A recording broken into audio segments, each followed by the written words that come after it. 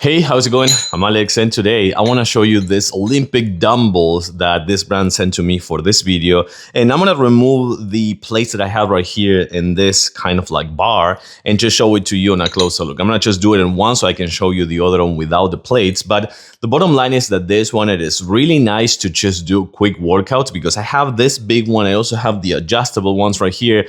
But if I want to have a fixed weight, like I want to use this one for shoulders, for biceps, for doing some back exercises and things like that, this is going to be really cool for that because I have a set of two that I can put all the plates I want. I mean, not all the plates I want, but a ton of plates and have a really nice, quick, lightweight workout or a really heavy one with tons of weight. So let's actually take a closer look how good these ones are, how convenient are for like a home gym. So this is how easy this is going to be. Comes with the clamps right here, so you can actually adjust it and move it all the way to the closer to the actual plate. So this one will stay in place. So you have one there.